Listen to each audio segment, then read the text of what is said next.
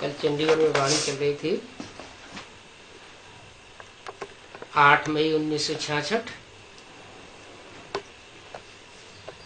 दूसरे पेज की मध्यार्ध में बात चल रही थी, तुम अपने जन्मों को नहीं जानते हो। 84 का जन्मों का चक्कर कैसे फिरता है, सो बाप बैठ समझाते हैं।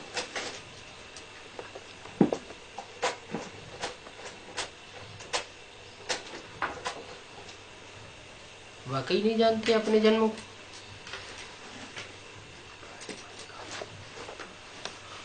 क्या बाप बैठ एक एक के जन्मों का चक्कर समझाते हैं? एक एक का चक्कर तो नहीं समझाते हैं, लेकिन फार्मूला बता देते हैं। ऐसे ऐसे फार्मूला लगाते जाएंगे, मनन चिंतन मंथन करते जाएंगे, ईश्वरीय सेवा में आत्माओं के संसर्ग संपर्क संबंध में आते जाएंगे, तो शूटिंग पीरियड के हिसाब से अपने अपने जन्मों का हिसाब किताब क्लियर होता जाएगा। बाप कहते हैं ये बात तो सहज है ना, आत्मा ही समझती है।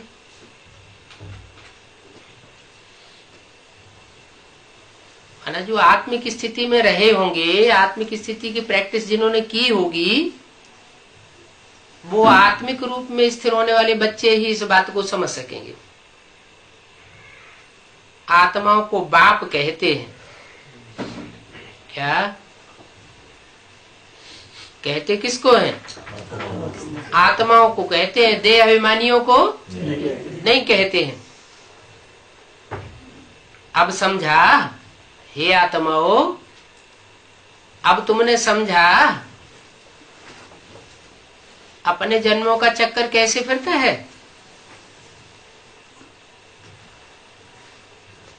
कैसे तुमने सतयुग में राज्य किया, फिर कैसे सीढ़ी उतरे, स्मृति दिलाते हैं। सतयुग में राज्य कैसे किया है?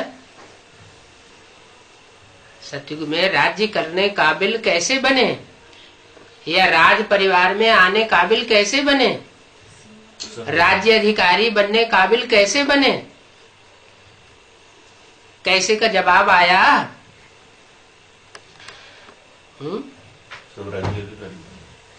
हाँ, यहाँ वर्तमान संगम युग में जितना जितना अपने कर्मेंद्रियों के ऊपर समय प्रमाण, स्थान प्रमाण, व्यक्तियों प्रमाण, जैसा जैसा माहौल था, उस माहौल के अनुसार अपने कर्मेंद्रियों को कंट्रोल किया और बाप का नाम बाला किया,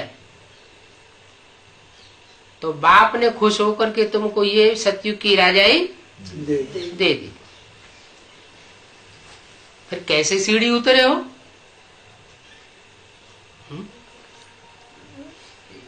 ये तो चढ़ने की बात हो गई। पहले जन्म में सतयुग के आदि में कैसे हम सतयुग के मालिक बने, राज्य अधिकारी बने, या राज फैमिली के भांति बने, वो बात हुई। लेकिन फिर बाद में कैसे उतरे? हाँ, और सतयुग त्रेता में उतरे कि नहीं उतरे? उतरे। तो वहाँ क्या बेविचारी बने? नहीं, वहाँ तो बेविचार होता ही नहीं। 21 जन्म कृष्ण की दृष्टि राधा में डूबेगी, राधा की दृष्टि कृष्ण में डूबेगी, तो दृष्टि मात्र भी बेविचार नहीं होता। तो दृष्टि से जब बेविचार नहीं होगा तो वृत्ति का भी बेविचार हो नहीं सकता। फिर कर्मेंद्रियों की भी बात नहीं, वाचा की भी बात नहीं, तो फिर वहां उतरे कैसे? हाँ, कुछ न कुछ कम कला वाले, कम कुरी के ब्राह्मण उनका संग का रंग लगता रहा। जो कलाओं से भी ऊपर है, कौन? कलातीत है, उसके संग के रंग में रहे तब तक तो हम चढ़ते हैं, और जैसे ही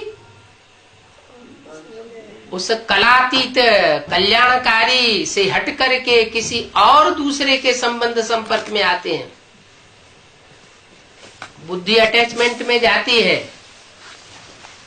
तो क्या होता है? कुछ न कुछ उतरना होता है।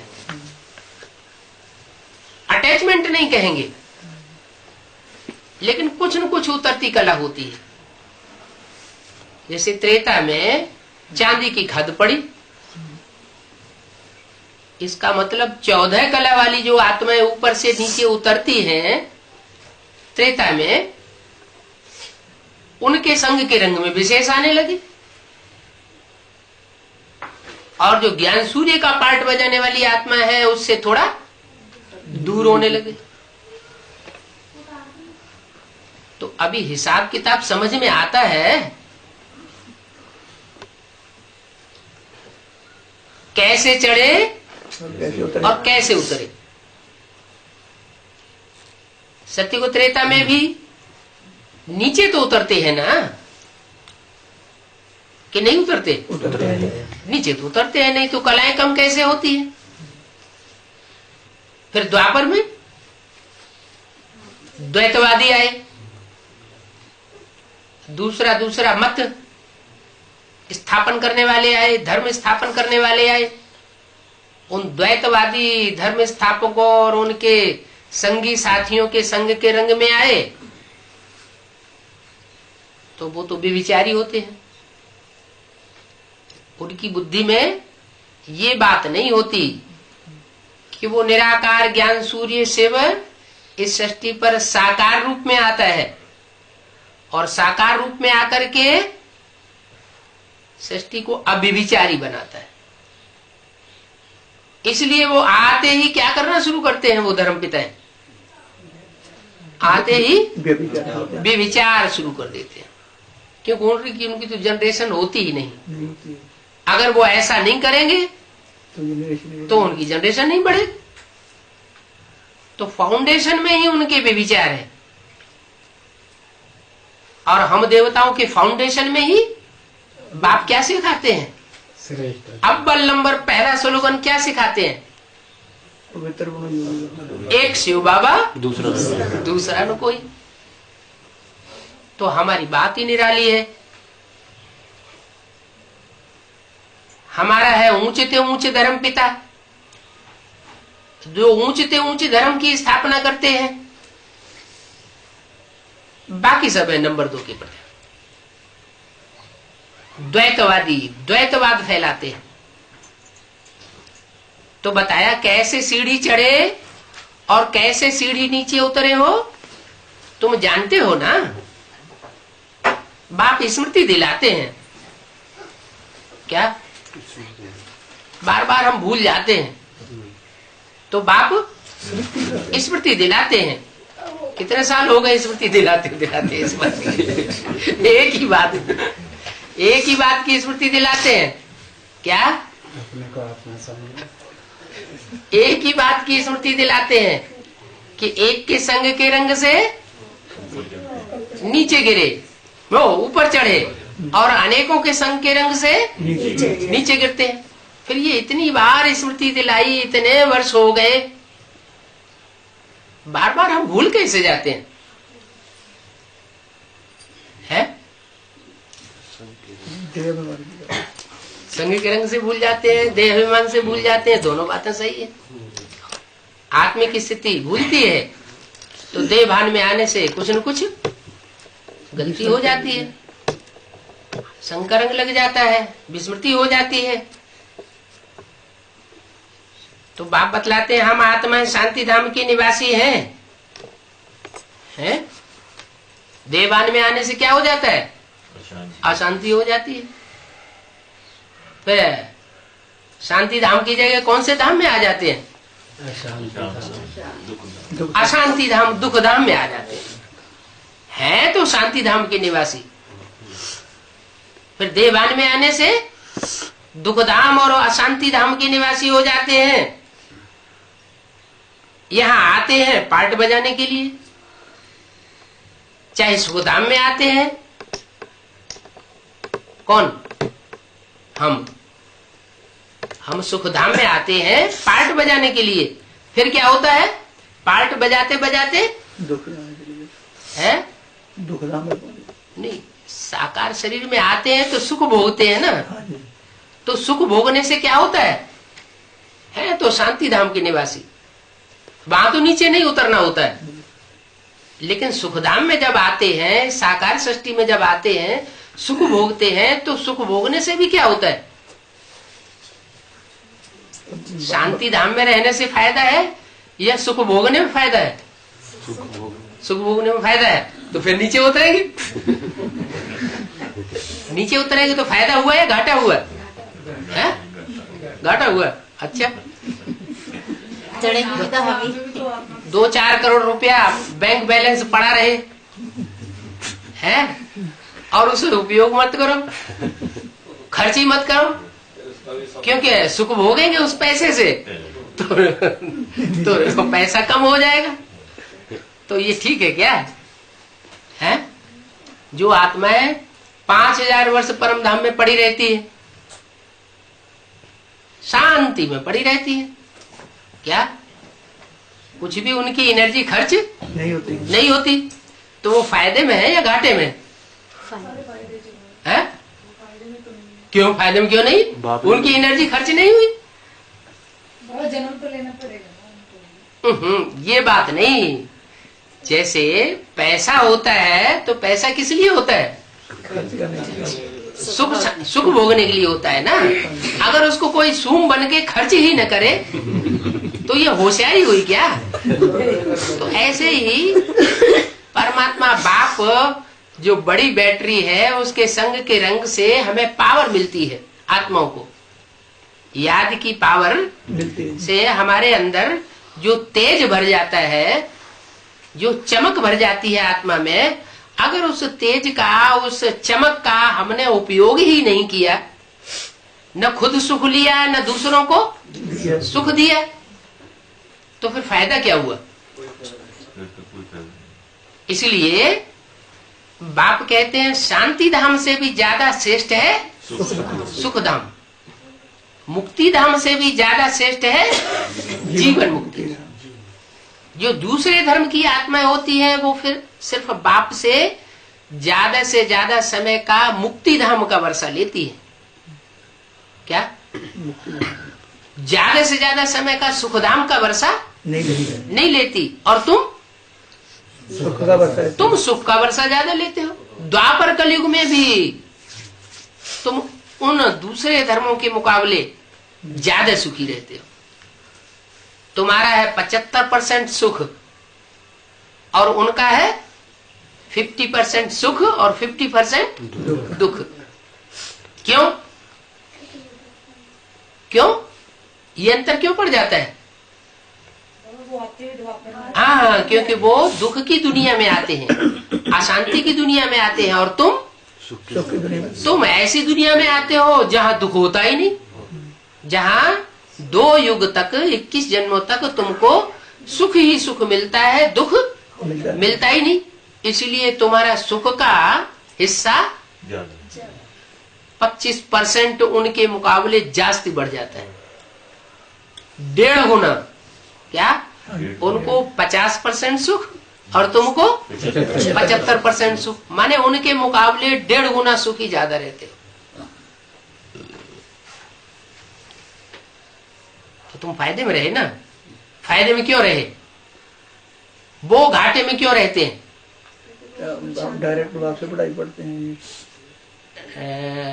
हम डायरेक्ट बाप से पढ़ाई पढ़ते हैं, और वो तो दूसरे अपने धर्म है, वो अपने धर्म पिता से पढ़ते हैं। और अपने धर्म पिता से पढ़ते हैं, माना वो एक जन्म का जीवन मुक्ति का वर्षा नहीं लेते हैं। फिर कैसे लेते?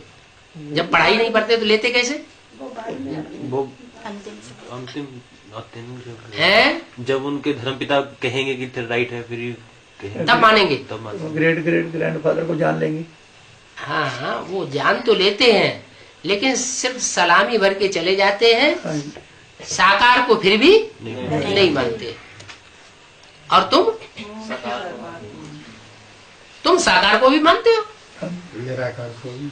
और निराकार को भी मानते हो। तुम आत्मा को भी और शरीर को भी कॉम्बिनेशन कर देते हो। अगर आत्मा शरीर से अलग रहे तो जैसे जड़वत हो जाती है, थोड़ा जड़वत, न सुख भोगेगा न दुख भोगेगा। जड़वत आत्मा सुख या दुख नहीं भोगती। तो वो जिस स्वरूप को भगवान का रूप मानते हैं, गॉड फादर मानते हैं, वो निराकार को मानते हैं। और तुम निराकार और साकार के मेल को गॉड फादर मानते हो। वो अंत समय में थोड़े समय के लिए उनकी बुद्धि में बैठेगा कि यही सर्वे सर्वा है, यही सर्वशक्तिवान है, जो साकार रूप में सृष्टि को परिवर्तन कर रहा है। और हमारा लंबे समय तुम बहुत लंबे समय से इस बात को जान जाते हो कि वो निराकार शिव साकार सृष्टि पर आया हुआ है। और जान ही नहीं जाते हो, एक होता है जानना और दूसरा होता है मानना। क्या तीसरा चलना। कौरव जो है जानते थे, मान भी लिया, लेकिन चले नहीं। तो प्राप्ति किस बात में ज्यादा होती है? चलने में जास्ती प्राप्ति। जान भी लिया, मान भी लिया, कान हिला दी, अब चले अपनी चाल, तो फायदा तो होने वाला नहीं है। तो बोला हम आत्माएं शांति धाम की निवासी तो हैं, यहाँ पार्ट बजाने आते हैं इस सृष्टि पर। कोई सुख की दुनिया में पार्ट बजाने आते हैं, कोई दुख की दुनिया में पार्ट बजाने आते हैं। लेकिन बाप एक जन्म का वर्षा कम से कम, जीवन मुक्ति का वर्षा, सुख का वर्षा सबको देते हैं। 500-700 करोड़ मनुष्य आत्माओं में से ऐसी एक भी मनुष्य आत्मा नहीं जो इस सृष्टि रूपी रंगमंच पर अंत समय में जब टोटल विनाश होगा तो एक सेकंड के लिए परमात्मा बाप को साकार रूप में न पहचाने। क्या हर मनुष्य आत्मा पहचानेगी जरूर बाप को पहचानेगी और उसे बाप का वर्षा मिलेगा। जब टोटल विनाश हो जाएगा, टोटल विनाश के टाइम की ही बात है। तो फिर रहेगा कौन यहाँ? नहीं, वो रहेंगे जिन्होंने अपने शरीर की ऐसी स्थिति बना ली है कि शरीर यहाँ रहे और आत्मा जुदा रहे। पहले से ही जिन्होंने ऐसी स्थिति बना, बाकी जिन्होंने ऐसी स्थिति नहीं बना पाई वो तो सजाएं खाएंगे शरीर के अंदर, सजाओं को भोगेंगे तो पद नीचा हो जाएगा। जो यहाँ रहेंगे उनकी संख्या निश्चित है। क्या जो शरीर से यहाँ रहेंगे, शरीर से ही अपने को रिजुविनेट करेंगे, कन्वर्ट करेंगे, शरीर को ही कंचन काया बनाएंगे, निरोगी बनाएंगे योग बल से, उनकी संख्या निश्चित है। कितनी? 9 लाख सितारे आसमान में गाए हुए हैं। वो 9 लाख में 4.5 लाख ऐसे हैं जो दिन में टिमटिमाते हैं आसमान में, लेकिन देखने में नहीं है। देखने में सिर्फ सूर्य आता है, माने अपने को सूर्य में मर्ज कर देते हैं। और 4.5 लाख ऐसे हैं जो रात में चमकते हैं, लेकिन चंद्रमा की रोशनी को फीका। जो उनका अधिपति है, रात के सितारों का अधिपति कौन है? मुखिया कौन है? चंद्रमा। उस चंद्रमा की रोशनी को फीका कर देते हैं, अपनी रोशनी को बढ़ाने की चेष्टा करते हैं। तो वो आत्मा है चंद्रवंशी। ओम शांति।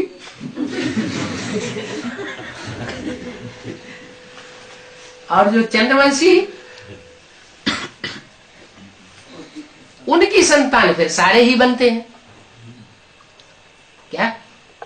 सतयुग में सूर्यवंशी, त्रेता में चंद्रवंशी, और चंद्रवंशियों की औलाद द्वापर से कौन होंगे?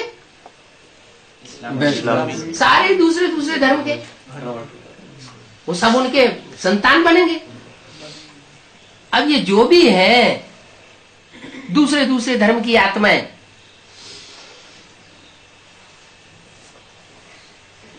जो टोटल मिलाकर के 500-700 करोड़ सृष्टि में मनुष्यों की आबादी बनती है,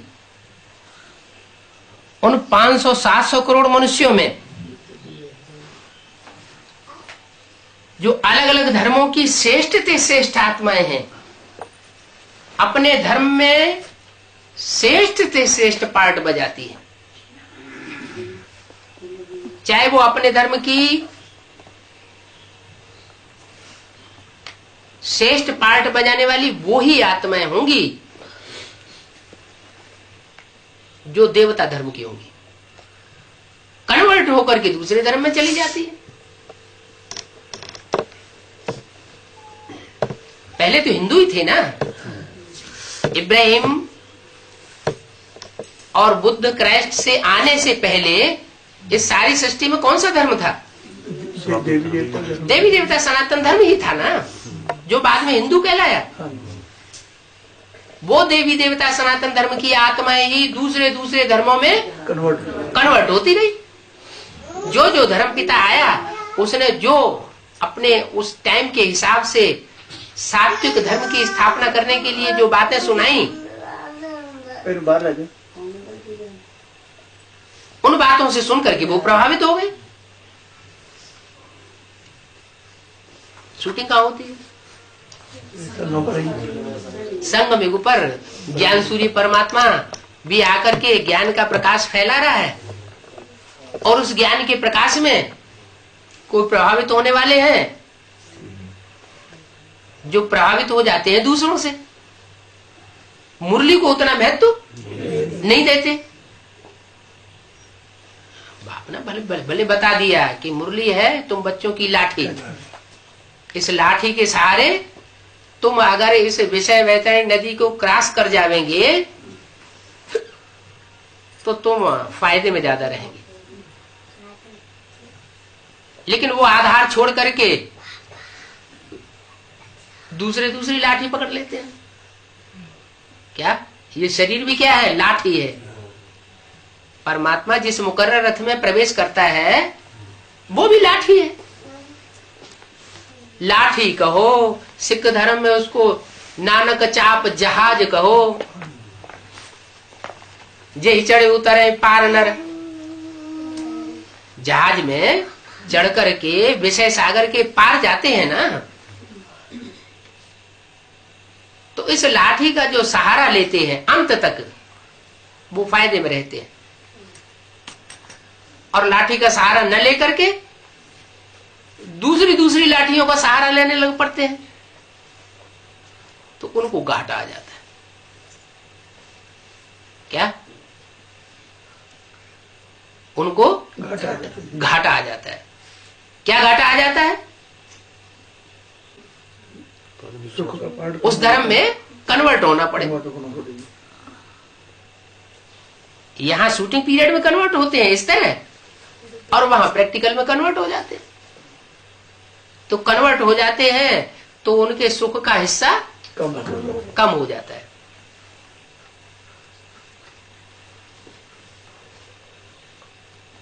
तो इस संगम युग पर ही बाप आकर हमको सुदर्शन चक्रधारी बनाते हैं। अपने अनेक जन्मों की थ्योरी को जानने के लिए 4 युगों का चक्र हम अपनी बुद्धि में कैसे फिराते रहें, ये बात आकर के बताते हैं। और संगम युग पर ही आकर के बताते हैं। क्या दूसरे किसी युग में ये बात नहीं बताई जाती। ज्ञान का तीसरा नेत्र इस समय देते हैं। किसको देते हैं? गायन किसके लिए है? अरे पहला नंबर गायन किसके लिए है? ज्ञान का तीसरा नेत्र शंकर को देते हैं। तो शंकर जो है वो देव देव महादेव कहा जाता है, माने देवताओं में सबसे बड़ा देवता कहा जाता है। इसका मतलब जो देव योनि वाली आत्माएं हैं उनका अधिपति शंकर हुआ, तीसरा नेत्र। और उस तीसरे नेत्र वाले से सब जुड़े हुए हैं देवताएं तीसरा नेत्र लेने के लिए। क्या अपने यहाँ दिवाली मनाई जाती है, क्या करते हैं दिवाली में? बड़े दीपक से छोटे दीपक एक बड़ा दीपक जलाते हैं, छोटे बाद में फिर बड़े दीपक से छोटे छोटे सारे ही दीपक जलाए जाते हैं। तो ये संगम युग में बाप आकर के ब्रह्मा बाबा के साक्षात्कारों का क्लैरिफिकेशन जिस तन में प्रवेश करके पहले पहले करते हैं, यानी मूल रूप में ज्ञान का बीजारोपण करते हैं, उस व्यक्तित्व के द्वारा फाउंडेशन पड़ जाता है तीसरे नेत्र का, तीसरे नेत्र से मिले हुए ज्ञान का। अब वो ज्ञान का तीसरा नेत्र नंबरवार फिर बच्चों को मिलता जाता है। उसमें फिर कैटेगरीज बन जाती है, वर्ग बन जाते हैं। कितने वर्ग बनते होंगे? 9 प्रकार के 9 कुरियों के ब्राह्मण गाए हुए हैं। ब्राह्मणों की कुरियां होती है ना, 9 कुरियों के ब्राह्मण जो गाए हुए हैं उनमें अव्वल नंबर, द्वयम नंबर, तीसरा नंबर, चौथा नंबर, ऐसे करके 9 कुरियां ऐसी ब्राह्मणों की बनती है जो परमात्मा बाप को साकार में पहचान करके उससे नंबरवार वर्षा लेती है। एक ऐसा भी ग्रुप है कि वो टोटल ब्रह्मा की औलाद नहीं बनता, ब्राह्मण बनता ही नहीं।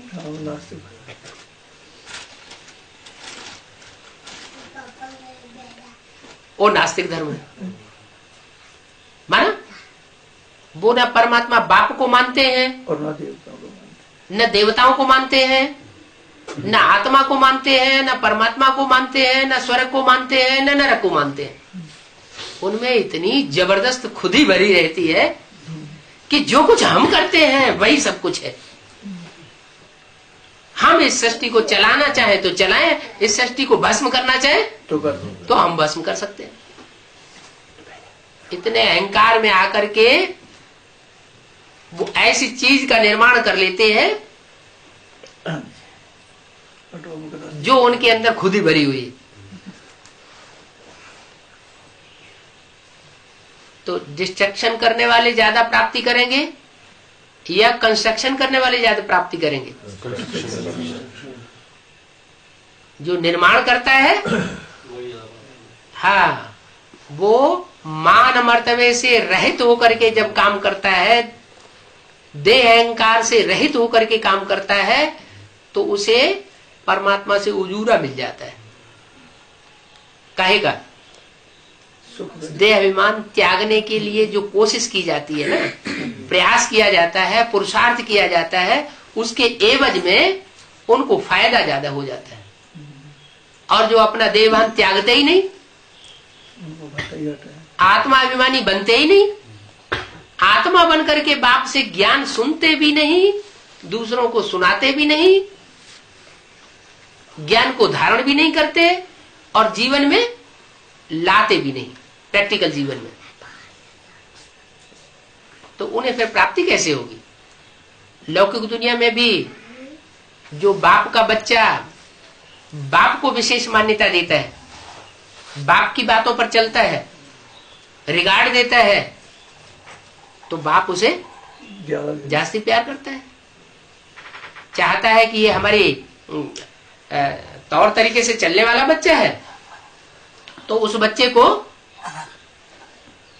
विशेष मिल्कियत देने का प्रयास करते हैं। जो बच्चा डायरेक्शन पर नहीं चलता तो बाप उसको मिल्कियत नहीं देता। भले डाडे की मिल्कियत सबको मिलती है, क्या बाप के ऊपर बाप, उसको कहते हैं डाडे। डाडे की मिल्कियत सबको बराबर बराबर मिलती है, लेकिन बाप चाहे तो किसी बच्चे को मिल्कियत दे या न दे, ये उसकी स्वेच्छा के ऊपर है। तो ऐसे ही सुप्रीम सोल बाप भी इस सृष्टि पर आते हैं, तो पहले पहले जिस तन में प्रवेश किया यज्ञ के आदि में, जो शरीर छोड़ के चला गया, उसकी मिल्कियत तो सभी को मिलेगी। क्या वो डाडे है ना, डाडे हुआ ना। फिर उसके बाद जो पैदाइश होती है ब्रह्मा के द्वारा, जो भी बच्चे पैदा हुए, उन बच्चों को बाप चाहे मिल्कियत दे या न दे। तो यहाँ बाप का वर्षा बेहद का है और बेहद बाप का वर्षा है। वर्षा भी बेहद का है और बाप भी बेहद का है। एक तो बेहद का इसलिए है कि वो 500-700 करोड़ मनुष्य आत्माओं का सबका पिता है, कोई एक जनरेशन का पिता नहीं है कि सूर्यवंशियों का ही पिता हो या ब्रह्मा कुमारियों का ही पिता हो या चंद्रवंशियों का पिता हो, इस्लामियों का पिता हो, बौद्धियों का पिता हो, नहीं, वो सबका पिता है। तो सबका पिता होने की वजह से उससे प्राप्ति तो सबको होनी है, लेकिन एक जैसी प्राप्ति नहीं हो सकती। कोई कहे ये तो पार्शलिटी हो गई, पार्शलिटी की इसमें बात ही नहीं। माँ बाप पढ़ाई पढ़ाते हैं बच्चों को, जो बच्चे पढ़ाई पढ़ते हैं तो ऊंच पद पाते हैं, पढ़ाई नहीं पढ़ते हैं तो घास काटने का काम करते हैं, भैंस चराने का काम करते हैं। ऐसे ही यहां भी बाप तो आकर के खुद पढ़ाई पढ़ाते हैं। वो लौकिक बाप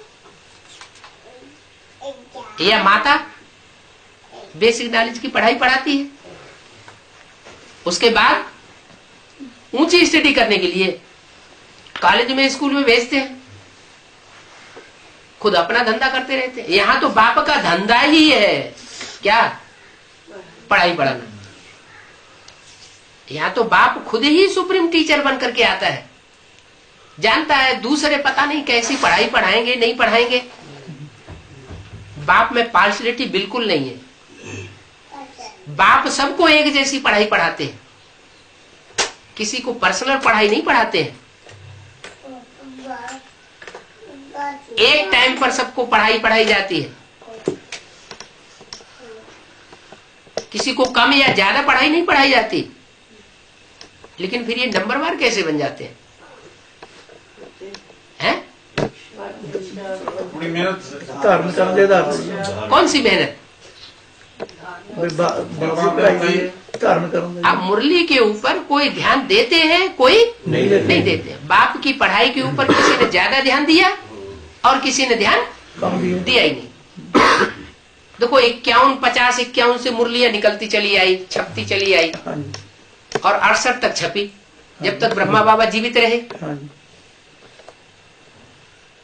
गीता पाठशालाएं खुली, सेंटर खोले, लेकिन कितने सेंटर वालों ने, कितनी गीता पाठशालाओं वालों ने बाबा की वाणी को सिक्योर करके रखा, सुरक्षित करके रखा।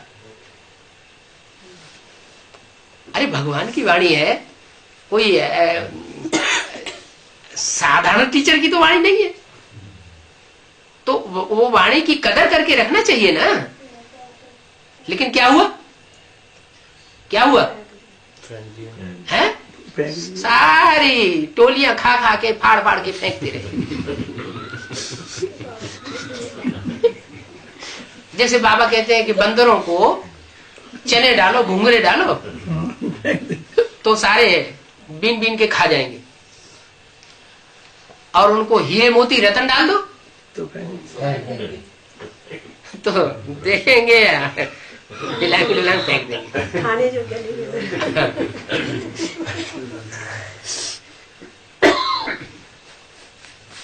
उन्हें भोग चाहिए, किन्हें?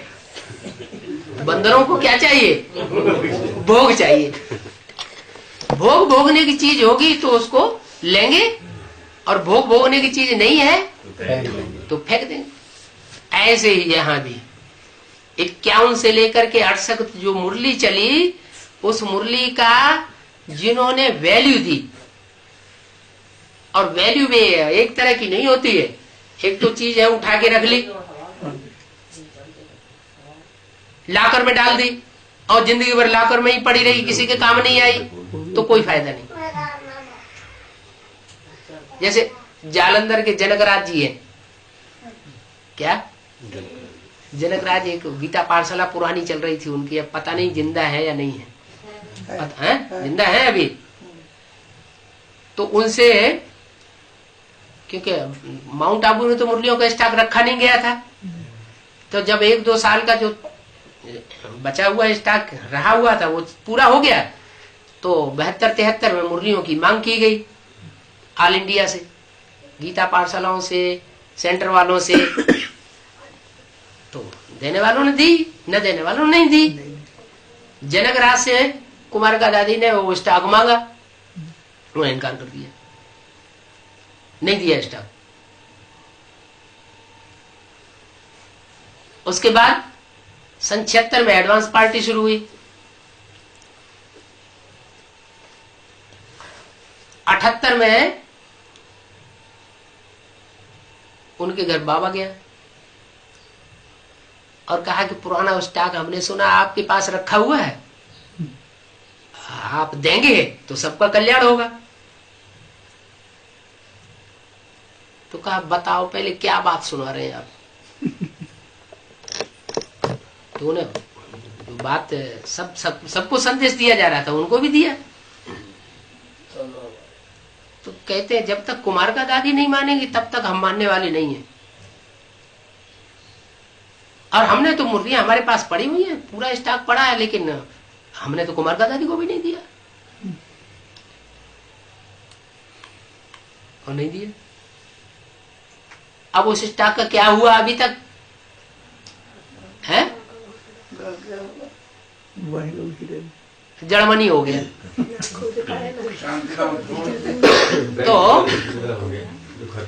तो चीज न खुद खर्च करना और न दूसरों को खर्च करने देना, तो सूम का धन हो गया। सूम का धन हो गया, उस धन से कोई फायदा नहीं है, जड़मनी हो गया। जड़मनी वालों ने भी ऐसे ही किया क्या? मुसलमान भारत में आए तो उन्होंने यहाँ के शास्त्रों को फाड़ फाड़ करके फेंक दिया, फाड़ फाड़ करके भाड़ में भून दिया, जला दिया, नदी में डाल दिया, जमीन में खोद के गड़वा दिया। उसकी कोई वैल्यू नहीं की। शूटिंग कहाँ होती?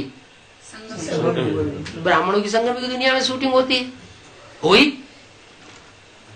उसके बाद क्रिश्चियंस आए 200-300 साल से, उन्होंने फाड़ा तो नहीं, उन्होंने भाड़ में डाल करके जलाया तो नहीं, जमीन में गाढ़ा नहीं, नदियों में फेंका नहीं, क्या किया? कट कर। वो सारे शास्त्र के भंडार को जहां जहां कहीं उन्हें मिला, युक्ति से निकाल करके अपने देश में ले गए।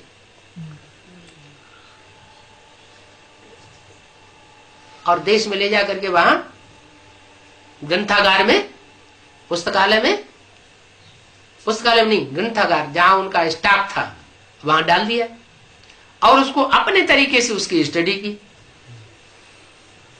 क्या जर्मनी के 2 हिस्से हैं, हुए थे, अभी तो एक हो गया है।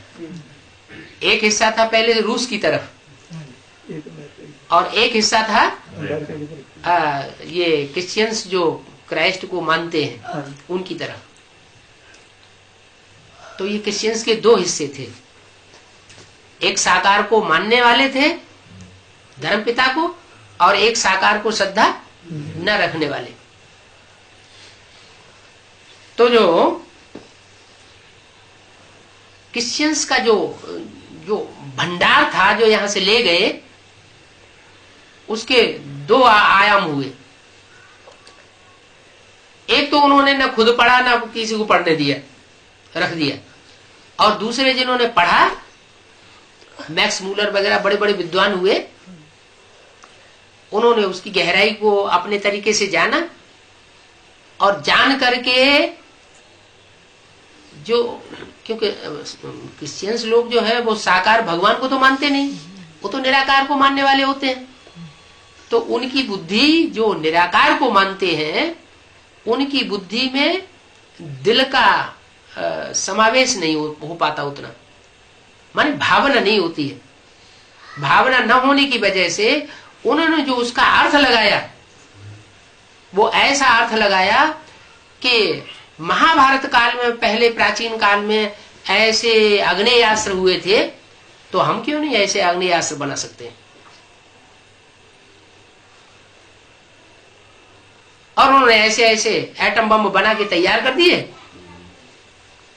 जिससे दुनिया का विनाश सामने खड़ा हो जाए, दबाव देने की। तो कैंटे गल करें, कोई प्रॉब्लम नहीं। दुनिया के ऊपर दबाव देने के लिए कि हमारी बात मानो तो ठीक है, अगर नहीं मानोगे तो हम सारी दुनिया को भून के रख देंगे। तो ये तो बात वैसे ही हो गई जैसे कोई डाल पर बैठा हुआ और उसी डाल को काट रहा हो, भस्म हो जाएगा ना खुद भी। अगर एक देश एटमिक एनर्जी का उपयोग करेगा तो दूसरे देश चुपचाप बैठने वाले तो नहीं है, तो जड़त्वमयी बुद्धि हो जाती है। जो जड़त्वमयी बुद्धि है उसका मूल कारण है कि वो बिंदु निराकार को याद करने वाली होती है। बिंदु है जड़वत, अगर शरीर में उसको न माना जाए, न समझा जाए, जड़ को याद करने से जड़ बुद्धि बनता है। और आत्मा जब शरीर में प्रवेश करती है तो चैतन्य कही जाती है, बोलते चालते को चैतन्य कहा जाता है। उस चैतन्य स्वरूप को याद किया जाएगा, सिर्फ शरीर को नहीं, शरीर में काम करने वाली आत्मा कौन, उस आत्मा को जो कमाल करने वाली आत्मा है, जो और धर्म पिताओं ने जो कमाल करके नहीं दिखा पाया। धर्म पिताएं आए सुख शांति स्थापन करने की, उन्होंने कोशिश की, लेकिन दुनिया दुख की ओर गई, सुख शांति नहीं स्थापन हो पाई। तो जो कोई दूसरा नहीं कर सका वो काम आकर के वो कमाल करने वाला धर्म पिता कर देता है, इसलिए वो भगवान कहा जाता है। जो मनुष्य नहीं कर सकता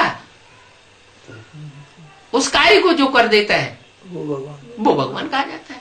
इस नरक की दुनिया को स्वर्ग किसी ने नहीं बना पाया, तो जिसने आकर के इस दुनिया को, नरक को स्वर्ग बना के दिखा दिया,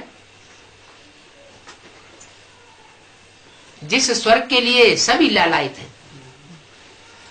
हिंदू तो स्वर्ग को मानते ही हैं, मुसलमान इस्लामी लोग भी मानते हैं, वो भी कहते हैं जन्नत, उनके शास्त्रों में भी जन्नत के सुखों का बहुत वर्णन है। क्रिश्चियन लोग भी उसको नाम देते हैं पैराडाइज, लॉर्ड कृष्ण का राज्य था। हमारे यहाँ कहते हैं बैकुंठ। तो सभी की इच्छा है, नास्तिकों को छोड़ करके, और सभी धर्म वाले उस परमात्मा की जो रचना है, बैकुंठ है, स्वर्ग है, वो उसको सब मानते हैं। सब ऐसे हैं जिन्होंने उसमें सुख भोगा है। तो जिन्होंने स्वर्ग के सुख भोगे हैं वही स्वर्ग के सुखों का वर्णन अपने अपने शास्त्रों में कर दिया है। भोगने वाले कौन हुए? स्वर्ग के सुख भोगने वाले वही होते हैं जिन्होंने उस निराकार को साकार में पहचान लिया, मान लिया और उस रास्ते पर चल पड़े। तो ये पहचान किस आधार पर होती है? ज्ञान का जो 4 युगों का चक्र बाबा ने बताया, स्वदर्शन चक्र, उसके आधार पर हमको पहचान होती है। उस ज्ञान को कहते हैं तीसरा नेत्र। वो तीसरा नेत्र त्रिनेत्री बाप से मिलता है। जिस मुकर्रर रथ में प्रवेश करते हैं उसको कहा जाता है त्रिनेत्री।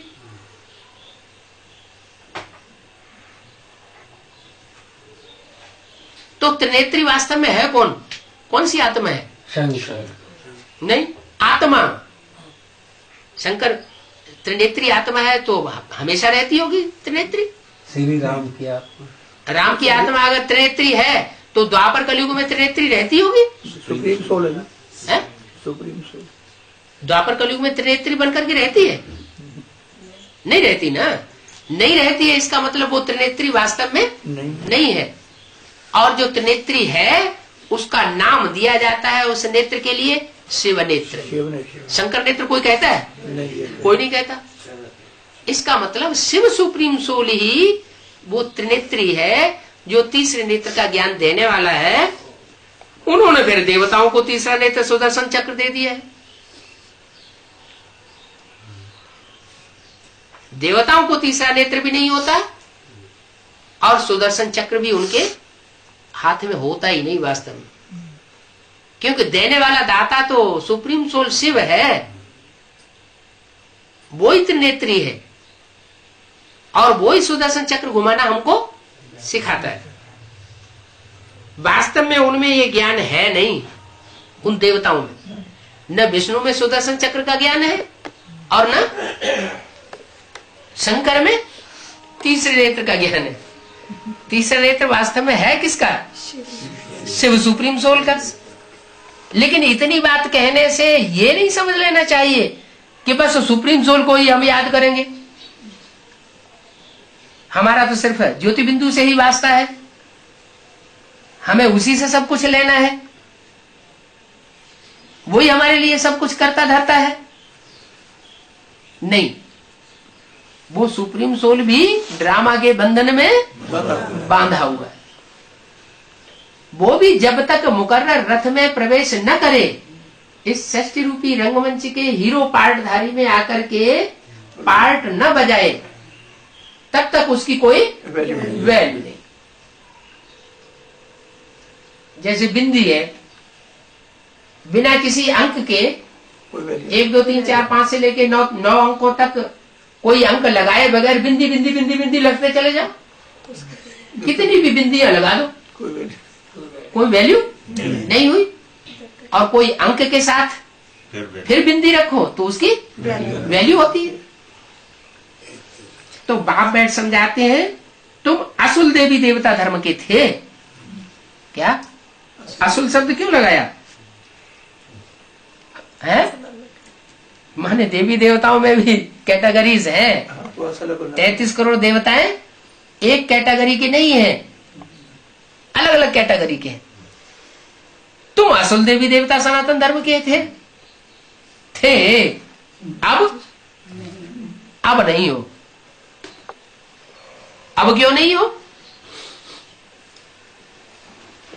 क्योंकि दूसरे धर्मों के संग के रंग में आकर के तुम नीचे गिर गए।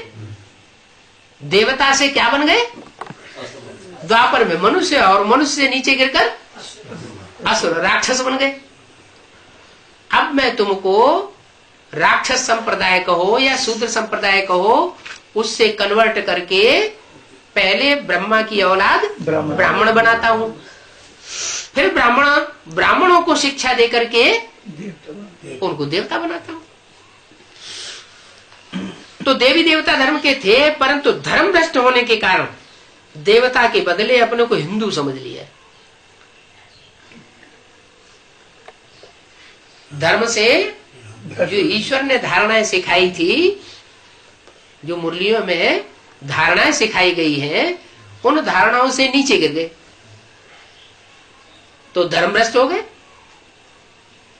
और फिर अपने को हिंदू समझ लिया। क्या अपने को क्या समझ लिया? हिंग माने हिंसा, दू माना दुईते, दूर करने वाले, कि हम संसार में हम ही हैं हिंसा को दूर करने वाले और सब हैं हिंसा को बढ़ाने वाले। लेकिन वास्तव में इस दुनिया में कोई भी हिंसा को दूर कर ही नहीं सकता। द्वापर युग से लेकर के अभी कलयुग अंत 2500 वर्ष की हिस्ट्री मौजूद है। हिंसा बढ़ती चली आई है या घटती चली आई? बढ़ती चली आई। तो हिंदू तो कोई है नहीं, कहते हैं हिंदू, लेकिन वास्तव में हिंदू कोई भी नहीं है। अभी बाप आकर के हमको सच्चा अहिंसक बनाए रहे। वो तो हिंसा समझ लेते हैं मारा काटी को। बाप कहते हैं ये मारा काटी भी नंबर 2 की हिंसा है। क्या इसे नंबर 2 की दुनिया में सारे ही हिंसक हैं। मैं आकर के तुमको असली अहिंसक बनाता हूं। कैसा अहिंसक? न तुम देह की हिंसा करते हो, क्या मारा काटी की भी हिंसा नहीं करते, और तुम काम विकार की भी हिंसा नहीं करते हो। न काम की हिंसा न क्रोध की हिंसा। असली अहिंसक मैं तुमको बनाता हूं। तो ड्रामा अनुसार कहते हैं अपने को हिंदू। हमारा कहते हैं हमारा दोष नहीं है। अरे दोष तुम्हारा क्यों नहीं है? तुम माया से हार खाए पतित बने हो। दोष क्यों नहीं है? दोष तो है। दोष ये कब किया? द्वापर युग से दोष कहें या बाद में दोष कहें या उससे पहले दोष कहें? कब दोष किया? द्वापर से दोष किया। द्वापर से अगर दोष किया, वहां दोष और निर्दोष की पहचान थी तो संग के रंग में आ गए। पहचान तो थी नहीं कि दोष हमने क्या किया। संगम युग में इस समय जब परमात्मा बाप आते हैं तो जानबूझ करके भी क्या जान लेते हैं, पहचान लेते हैं, वाणी के रहस्य को समझ लेते हैं, कान हिला हिला करके, हाँ ये सच्ची बात है। फिर उसके बाद फिर क्या करते हैं? जान जाते हैं ये काम, ये क्रोध और ये लोभ, ये मोह, ये अहंकार, ये 5 विकार माया के रूप हैं। फिर भी देवान में आकर उनमें आसक्त होते हैं। तो तुम माया से हार खाए पतित बने हो। पतित बनना कहां से शुरू किया? माया से हार खाना कहां शुरू किया? संगम से हार खाना शुरू किया। द्वापर में कोई हार खाने की बात नहीं है। वो तो यहाँ जैसे आत्मा में संस्कार भर जाते हैं वैसा वैसा वहां आचरण करते हैं। अब बाप कहते हैं अब फिर तुमको पावन बनना है। क्या फिर क्यों लगा दिया? अब फिर पावन बनना है। माना पहले भी इस संगम युग में तुमको पावन बनाया था। तुम्हारी दृष्टि वृत्ति सुधरी थी, तुम ब्राह्मण बने थे, ब्रह्मा की औलाद। फिर कारण या कारण नीचे गिरे।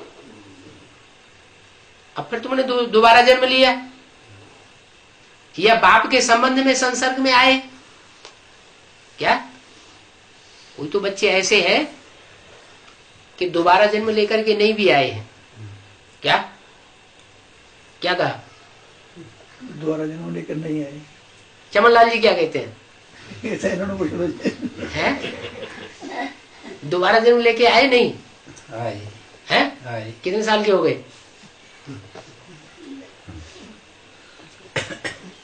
अरे ये शरीर कितने साल का हो गया? 31 साल। नहीं शरीर कितने साल का हो गया? 75 साल। 75 साल का। तो 75 साल पहले तो ये ज्ञान है ही नहीं। और धर्म सिंह जी कितने साल हो गए शरीर को? 84 साल हो गए। 84 साल पहले ये शरीर नहीं था। और नाम बताइए जरा। करम सिंह। तो कितने? 66 साल। थोड़ा भावना हो सकती है क्योंकि 66 साल पहले तो बाबा आ चुका था। और साधुराम जी दोनों साथ है जी। है दो 77 अच्छा, तो 77 वो भी नहीं हो सकता। तो अब ये जो 3 महान आत्माएं ऐसी निकली जो पिछले जन्म में ब्राह्मण तो साबित नहीं होती, फिर उन्होंने ये एडवांस ज्ञान कहाँ से ले लिया है? वो दीदी दादी दादाओं ने नहीं लिया, इतने वर्षों से ब्राह्मणत्व का पुरुषार्थ करते चले आ रहे हैं और उन्होंने वो पक्का ज्ञान नहीं ले पाया। एडवांस ना, ये कैसे एडवांस में आ गए, एडवांस हो गए? अरे भाई ओम प्रकाश जी नहीं कर पाना। इसका कारण क्या है? पिछले जन्म में बाप ने हाँ, पिछले जन्मों में, पूर्व जन्मों में भले ब्राह्मण नहीं रहे, ब्रह्मा की औलाद नहीं बने, लेकिन जो राम बाप है उसका संसर्ग संपर्क अनेक जन्मों में, ज्यादा जन्मों का रहा, इसलिए बलपूर्व जन्म में ब्राह्मण नहीं बने। लेकिन फिर भी इस जन्म में आकर के, लास्ट में बुढ़ापे में आकर के इन्होंने असलियत को पहचान लिया। तो अब फिर पावन बनना है। पहले भी पावन थे और अब फिर पावन बनना है। ऐसे कर्म कर तुम पतित बने हो।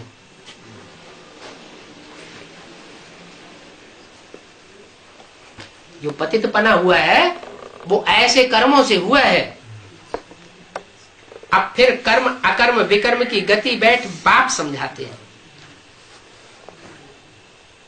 कर्म क्या है, अकर्म क्या है और कैसे होता है, और विकर्म कैसे होता है? माने विपरीत।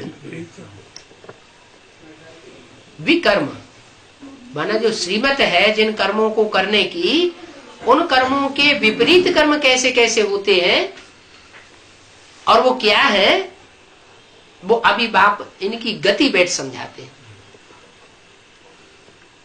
तो क्या करना चाहिए? विकर्म तो नहीं करना चाहिए, कम से कम ऐसा कर्म तो करें, ऐसे तो जीवन में चले जो अकर्म बने। क्या? कम से कम विकर्म तो न बने, विपरीत कर्म माने पाप कर्म तो न बने। ऐसी तो प्रैक्टिस कर लें कि हम कर्म करें लेकिन कर्म का लेप छेप हमको न लगे। ऐसे कैसे हो सकता है? ऐसा हो सकता है क्या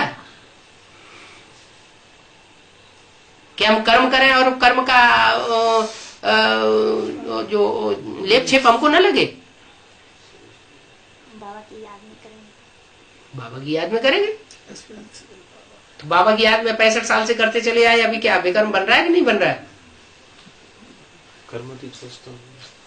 क्यों बन रहा है अभी? अभी विकर्म क्यों बन रहा है? अभी तो अकर्म हो जाना चाहिए है? नहीं नहीं नहीं, वो कारण ये है, जब तक अग्नि खूब तेज नहीं होती है तब तक सोने में से जो खाद पड़ी हुई होती है, हाँ, चांदी पीतल तांबा वगैरह की, वो खाद निकलती नहीं है। तो अभी क्या है, हम याद तो करते हैं लेकिन याद हमारी टिकने वाली उतनी नहीं है जिसे अभिविचारी याद कही जाए। अभी अभी हम याद करने बैठते हैं और अभी अभी कुछ न कुछ माया रोला डाल देती है। माया कहो, पूर्व जन्मों के संसर्गियों संबंधियों का हिसाब किताब कहो, तो आकर के अपना हिसाब किताब लेना शुरू कर देते हैं। कोई माया के रूप में आते हैं, कोई रावण के रूप में आते हैं। आते हैं या नहीं? आते हैं। तो जो मायावी रूप के बन करके आते हैं, रावण का रूप बन करके आते हैं और हमको परमात्मा की याद से दूर कर देते हैं। तो भगवान की याद से दूर करने वाले माया रावण ही हुए ना। क्या हुए? इसलिए ये बहुत बुरा समझते हैं कि कोई ध्यान में बैठा हो, भगवान की याद में बैठा हो, तो उसको डिस्टर्ब नहीं करना चाहिए। ये तो बहुत बड़ा पाप हो जाता है? तो लेकिन माया क्या करती है? माया वही पाप करती है और कराती है। ओ भगवान की याद से दूर कर देती है। बाप कहते हैं रावण राज्य होने से कर्म विकर्म बच जाते हैं। क्या अभी कर्म विकर्म क्यों बन रहे हैं? क्योंकि रावण का राज्य है। जिसके राज्य में तुम बैठे हो, क्या किसके राज्य में बैठे हो? रावण के राज्य में बैठे हो। और रावण के राज्य में बैठ करके कोई ये कहे कि हम रिश्वत नहीं लेने देंगे, नहीं देने देंगे, हैं? सो नहीं हो सकता। अच्छा, माने ब्रह्मा बाबा ने भी रिश्वत दी होगी, है? अच्छा चलो ब्रह्मा बाबा की बात छोड़ो, है? अभी जिससे ये ज्ञान लेते हो,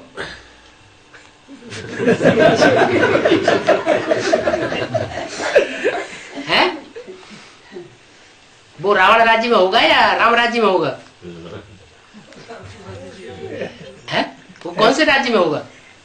अभी तो रावण जी है? बेचारे बैठे हो संगम में बैठे तो सभी है। अंदर भी लाइट, बाहर भी लाइट। हाँ, बैठे तो सभी है। संगम युग में सारे ही ब्राह्मण बैठे हुए हैं, लेकिन सब रावण राज्य में अपने को महसूस करते हैं, राम राज्य में महसूस करते हैं। दूसरे तो करते हैं रावण राज्य में, हाँ। तो वो नहीं करेंगे। वो नहीं, क्यों नहीं? क्योंकि उनके साथ उसके अंदर सुप्रीम सुप्रीम सोल है। माने सुप्रीम सोल जो है वो अगर रिश्वत का काम करता है या देता है या लेता है पकड़ा जाए तो मना कर दो। है, उसका नाम शिव है। क्या? जो प्रवेश है उसका नाम क्या है? शिव। ये शिव नाम क्यों रखा जाता है? क्यों रखा गया? कि जो भी करेगा, जो भी दृष्टि देगा तो कल्याणकारी, वाचा बोलेगा तो कल्याणकारी, कर्मेंद्रियों से कर्म करेगा तो भी कल्याणकारी। उसमें तो परिवर्तन करने की शक्ति है। जो भी करेगा कल्याणकारी करेगा। रिजल्ट में कल्याण आएगा, लेकिन देखने में भले अभी कल्याण आ रहा हो, क्योंकि अल्प बुद्धि है, देखने वाले समझने वाले, लेकिन अंत में ये रिजल्ट पक्का हो जाएगा कि जो किया अच्छा किया। तो रावण राज्य में प्रजापिता हो सकता है, राम की सोल हो सकती है, लेकिन उसमें जो कार्य करने वाला शिव है वो रावण राज्य में नहीं हो सकता। इसलिए वो गारंटी लेता है, क्या? कि ब्रह्मा के द्वारा, चाहे ब्रह्मा हो चाहे प्रजापिता ब्रह्मा हो, इनके द्वारा जो कुछ भी होता है, समझो कुछ उलट भी हो जाता है, तो भी उसको मैं सुलटा कर देता हूँ। ओम शांति।